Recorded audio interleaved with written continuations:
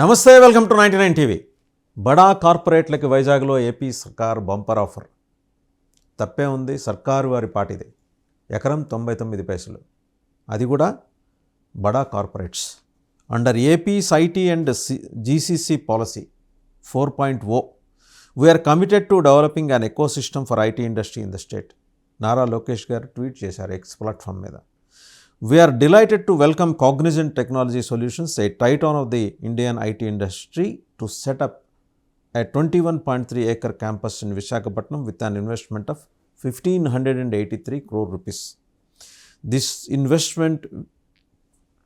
investment will generate 8,000 direct jobs. And one more thing, the land is being allotted at just 99 paisa. Welcome to AP @Cognizant.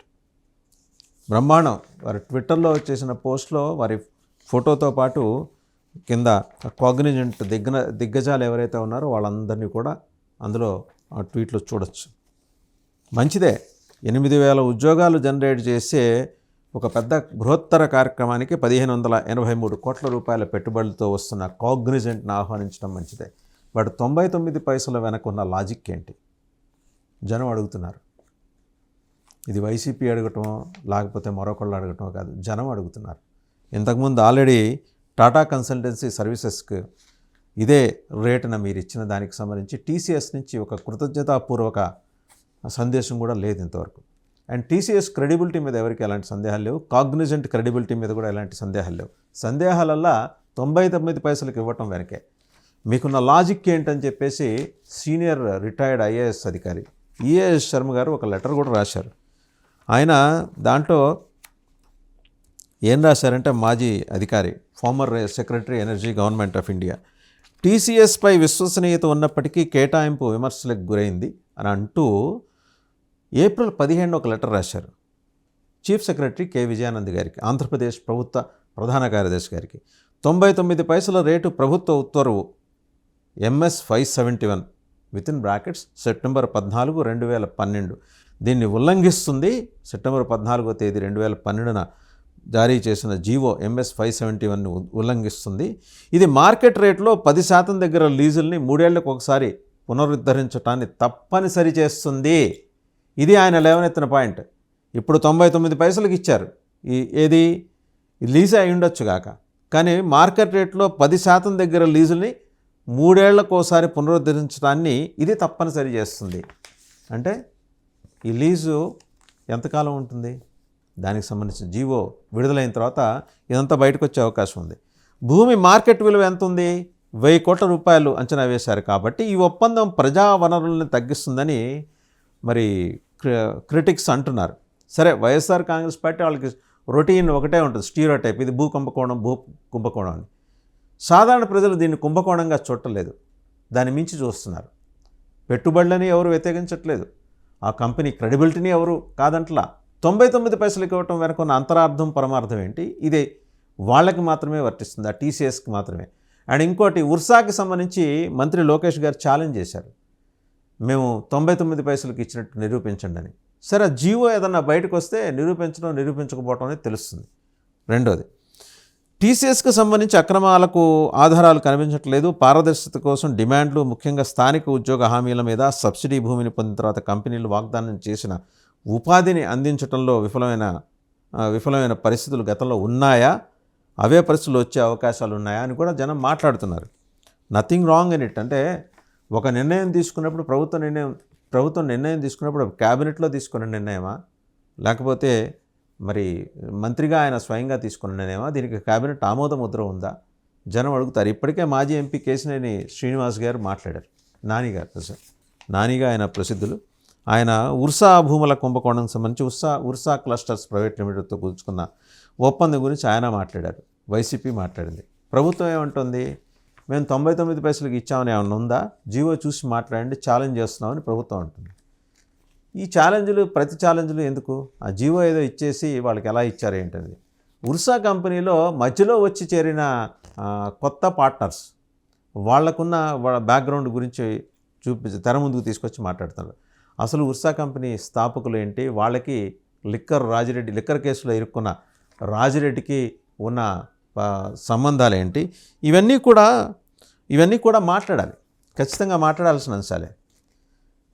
దాని గురించి ఇంతవరకు ప్రభుత్వం వైపు నుంచి ఒక మాట రాలేదు.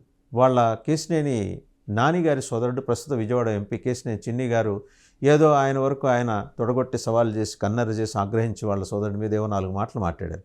అంతకుమించి ప్రభుత్వం నుంచి వివరణ లేదు. కేశినేని చిన్ని గారు విజయవాడ ఎంపీగా ఇచ్చిన వివరణ వ్యక్తిగత స్థాయిలో ఆయన ఇచ్చిన వివరణే, ప్రభుత్వం నుంచి దానికి సంబంధించిన సమాధానాలు లేవు. అండ్ రెండో అంశం, ఇక వీళ్ళకి ఇస్తున్న 21.3 acres కాగ్నిజెంట్కు ఇవ్వటం, ఐటీ దిగ్గజాన్ని ఆహ్వానించడాన్ని ఎవ్వరూ తప్పబట్టరు. బట్ అంత ప్రేమ కురిపించడానికి గల కారణాలేంటి? కాపులాడ దగ్గర 21.31 acres Visakhapatnam metropolitan region development authority VMRDA కింద విశాఖపట్నంలో ప్రపంచ స్థాయి ITES క్యాంపస్ను స్థాపించడానికి కాగ్నిజెంట్ 1582.98 కోట్ల రూపాయల పెట్టుబడి పెట్టడం ద్వారా 2033 నాటికి 8,000 ఉద్యోగాలు ఎక్సలెంట్ సృష్టించవచ్చునని అంచనా వేశారు. పెట్టుబడుల ప్రోత్సాహాలకు నాయకత్వం వహిస్తున్న ఐటీ మంత్రి నారా లోకేష్ గారు జనవరి 2025 నాటికి ఆంధ్రప్రదేశ్లో పెట్టుబడులు పెట్టడానికి కాగ్నిజెంట్ ఆసక్తి చూపిందని చెప్పుకుంటూ వచ్చారు. ప్రపంచ ఆర్థిక వేదిక కోసం దావోస్ వెళ్ళారు కదా, వెళ్ళినప్పుడు కాగ్నిజెంట్ CEO రవికుమార్కి ఆయన చేసిన అభ్యర్థన మేరకు కాగ్నిజెంట్ రెస్పాండ్ అయిందని కూడా చెప్పుకుంటూ వచ్చారు. ఆ సమావేశం తర్వాత లోకేష్ గారు Xలో ఒక ట్వీట్ చేశారు. టెక్నాలజీ దిగ్గజం కాగ్నిజెంట్ CEO రవికుమార్ గారితో అద్భుతమైన సమావేశం జరిగింది, త్వరలో మంచి కొత్త విషయాలు వస్తున్నాయి, వేచి చూడండి అని.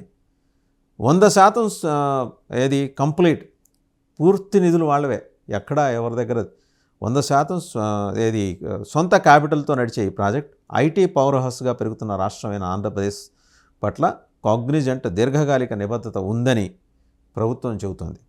నామమాత్రపు ధర నిర్ణయించడమే ఇప్పుడు జనాల్ని ఒకంత ఆశ్చర్యానికి గురిచేసింది.